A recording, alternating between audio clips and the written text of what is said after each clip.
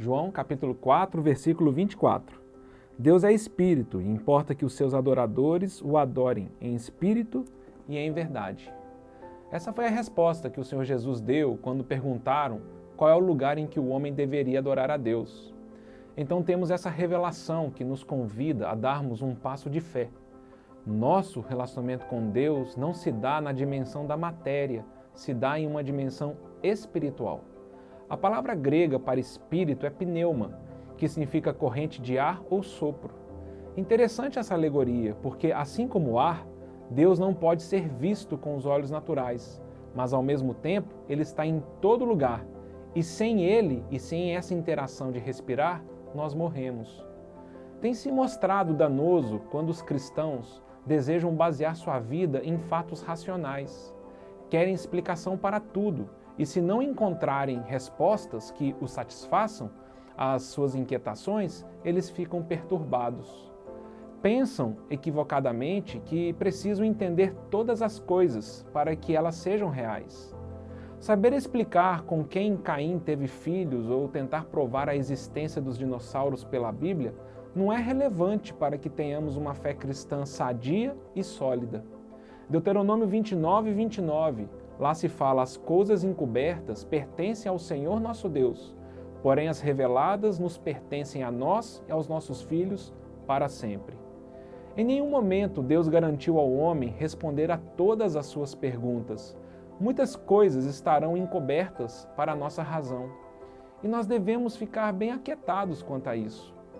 Pense novamente a respeito de Deus.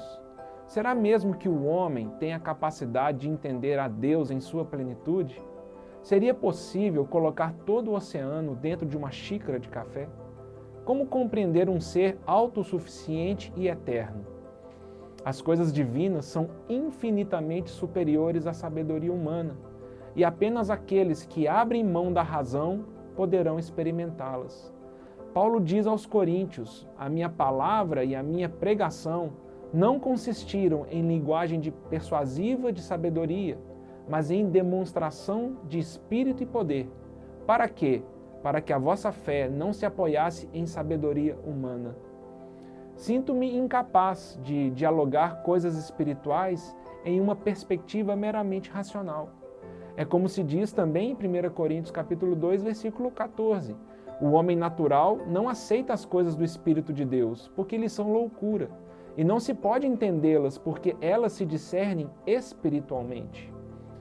Tal pessoa é como um pesquisador que passa a estudar a vida no fundo do mar usando uma rede, o tamanho entre os fios é de 10 centímetros, e que, após ter apanhado e analisado muitos peixes, conclui que não existem criaturas no oceano com menos de 10 centímetros de comprimento. Veja bem, a pesquisa pode até ser sincera, porém ela será infrutífera, porque o instrumento de aferição foi inadequado. Se usamos a rede da razão para apanhar uma visão particular da verdade, nós não devemos nos surpreender se ela não conseguir apanhar evidências mais exatas acerca de Deus. Por isso, não é raro vermos irmãos naufragarem na fé e na santidade, porque entraram em um caminho perigoso de exigir e buscar respostas racionais para as coisas. Que não se surpreendam quando, ao chegarem diante de Deus, descobrirem que o conhecimento que detinham sobre o oceano, na verdade, se restringia ao conhecimento de um pequeno aquário, cujas suas conclusões não passavam de pequenos peixes, alguns vivos, mas outros tantos já mortos. Não atentando nós nas coisas que se veem, mas nas que não se veem, porque as que se veem são temporais, e as que se não veem são eternas. 2 Coríntios 4, 18.